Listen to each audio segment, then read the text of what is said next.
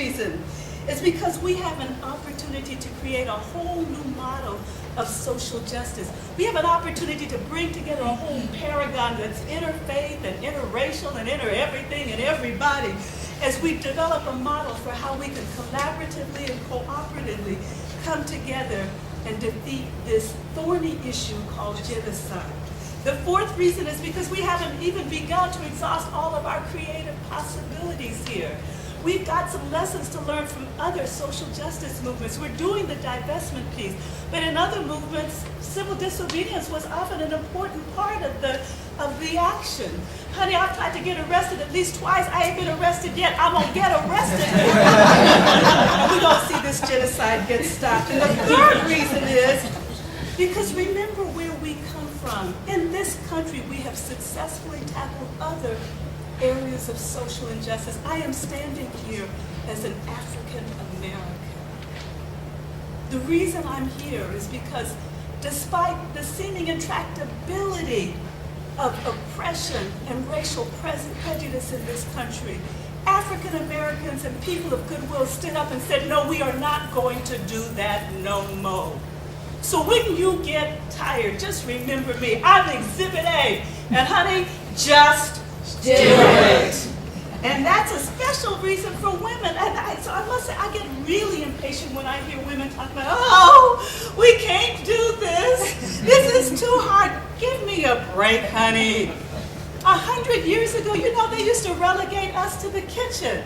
Well, look at this in 2007. We got a sister, and if she wants to, she's poised to take over the kitchen cabinet. Girl, straighten up your back. Don't you get no waist tired. You need to just do it.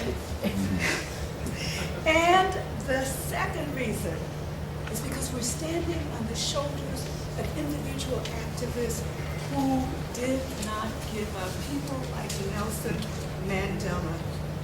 And I know that there are people here who remember the apartheid struggle, and I was with you too, and I boycotted golf, and I didn't even have a car. But if you press me, I really did not think that I would live to see the day that apartheid would be dismantled. That's just how intractable it was, that those designations, those cards were tattooed on the minds and the spirits of the people of South Africa. I just didn't think I would live to see it, but you know what?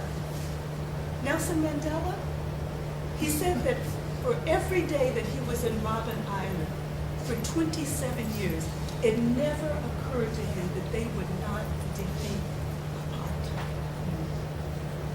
And he got out of jail, and he wasn't crazy, and he wasn't angry, and he wasn't bitter. And he was duly elected the president of the nation of South Africa. Girl, homie, what's wrong with you? Don't you feel no ways tired? Just do it. A few years ago, and I close with this story, I came to the end of what was a very frustrating day. As you've heard, I'm a pediatrician, and I began the day by finding out that one of my kids, who's a very brittle asthmatic, was hospitalized at the ICU at Children's again. And one of the reasons his asthma is so bad is because he lives in a third-floor walk-up that's both roach and rat infested. And I had put in calls to the landlord before, and I put in another one of my calls, and just so angry that he was not doing better by this boy. And then I began the afternoon, I identified a little 4-year-old girl who had been sexually abused by a relative. And I don't know what it's like in your community, but in Boston, it is very difficult to access social services. And so I made my calls, but all of my referring agencies would tell me that their backlogs were so long that this family would have to take a number. It would be a while. So by the end of the day, I was thoroughly ready for Scotty to beam me up. And I went in and I saw my last patient. She was a 12-year-old girl named Maria. She had immigrated from Guatemala a year earlier. And one of the things that I've learned in order to get a sense of how well my kids are adjusting to the culture, I've learned to speak to them in English.